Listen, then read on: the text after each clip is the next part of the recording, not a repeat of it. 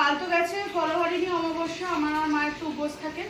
উপোস আমরা করে পুজো দিই ঠিকই, কিন্তু আমাদের সাথে সাথে তো তোমরা জেনেই গেছো এতদিনে পিগুও কিছু খায় না।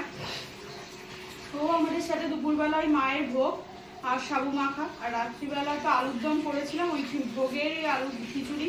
ওই আলুর দমই ও শুধু শুধু খেয়ে গেছে। ও তো আলুর দমের একটু পোকাই যাকে বলে, প্রচণ্ড আলুর দম ভক্ত। আর কিন্তু রাত্রিবেলা লুচি করবো বলেছিলাম, কিন্তু মায়ের শরীর এত খারাপ ছিল যে তাই আর লুচি কিছু করিনি। তারপরে কারোরই কিছু খাওয়া দাওয়া নেই, মায়েরও শরীর খারাপ গেছে, তাই আজকে সকালবেলা সবাই নিয়ে বসে গেছি। এখন বাজে 10:15। এখন সবাই মিলে বসে গেছি জলখাবারে। আজকে ভাত নিয়ে সেদ্ধ ভাত, দেখো কি আছে। পিহুকে বাটার দিয়ে দিচ্ছি, পিহু এই বাটার দিয়ে ভাত মেখে দিচ্ছি। আর ওর তো সাইডে বাটার লাগে, আরও দেবো ওকে, ওর এটুকুতে হবে না।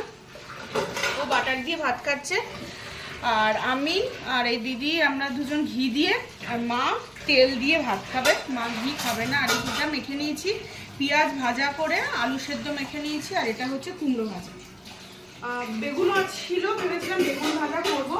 বেগুনটা কাটতে গিয়ে দেখি বেগুনটার ভেতরে একটু একটু পোকা, কিন্তু ওই পোকা থাকলে না সেই বেগুন ভাজা খাওয়া যায় না। কেটে কুটে সাইড দিয়ে তাও তরকারিতে দেওয়া যায়, ভাজা খাওয়া যায় না, প্রচণ্ড ঘৃণা লাগে।